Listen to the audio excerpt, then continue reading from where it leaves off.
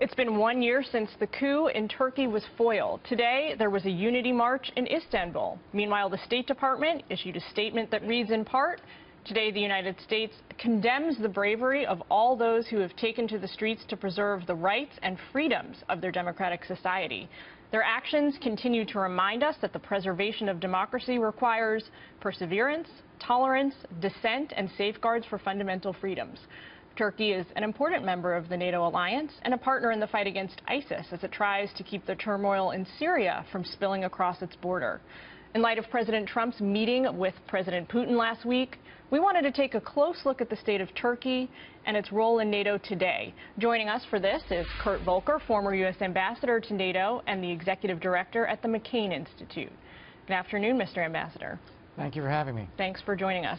I want to dig down a little bit with you into what happened in Turkey. Just as a first question here, 1 year ago, can you lay out for viewers exactly what, from your perspective, what transpired that night? We understand it to be a failed military coup whereby rogue elements of the army tried to overtake the Turkish government. They bombed the parliament. They tried to kidnap President Erdogan.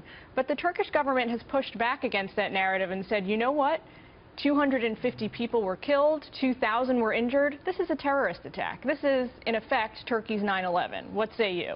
Well, it was very big, so in that sense, I understand what the Turks are saying. This was not just a small inside some room somewhere event. This was a very big event last year. That being said, there had been tensions inside Turkey prior to that.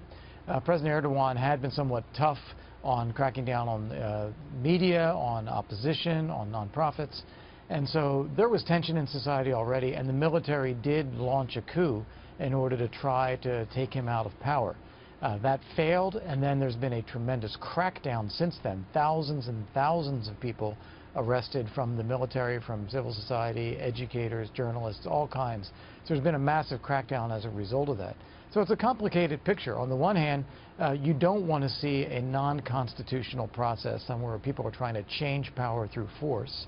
So in that sense, I think the State Department statement is spot on. You want to support Turkish democracy. At the same time, this crackdown has been very, very extensive, and that's causing a lot of concern in Turkey as well. I think today is a chance to celebrate that Turkish democracy is still there, and at the same time, we've got to keep identifying those values and supporting those principles inside Turkey. Now, Mr. Ambassador, the crackdown you mentioned includes some 50,000 plus citizens detained and arrested over the course of the last year, 7,500 more just last night. Yes.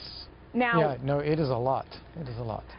In light of this, it seems that the U.S.-Turkish bilateral relationship over the course of the last year has really been more strained than ever before, certainly than prior to the coup taking place. Is that due to this crackdown, or is there another element at play? Can you break that down a little bit for us? Well, I think that's really the key to understanding a lot of this, is that the U.S.-Turkish relationship had really broken down over several years, going back, 5, 8, 10 years.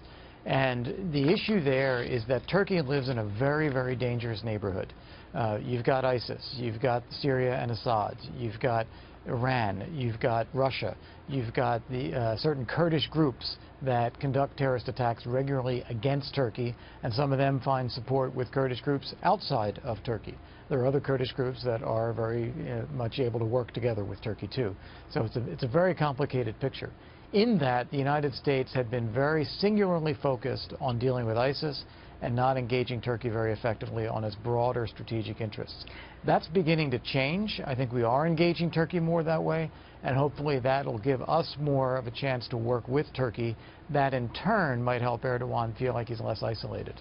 They're a hugely important NATO ally, as you mentioned.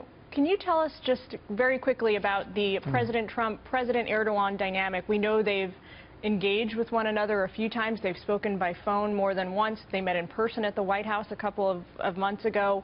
What is their dynamic like, and should that give us hope or cause for consternation looking forward? What's your take? Some of the fundamentals don't change. Turkey does want a productive, strong relationship with the United States. The United States benefits from that kind of relationship with Turkey. Turkey also wants a strong support from NATO collective defense. Those are all there, and in that context, a fresh relationship between the President and the President of Turkey, even if we have differences over some things, if we stay focused on core strategic national interests, I think we can make progress, and that can then help ease the situation domestically in Turkey, we hope. Potentially help NATO really move forward into the 21st century, modernize those partnerships. Ambassador, thank you so much for joining us. We hope to see you again soon. Thank you. Bye-bye.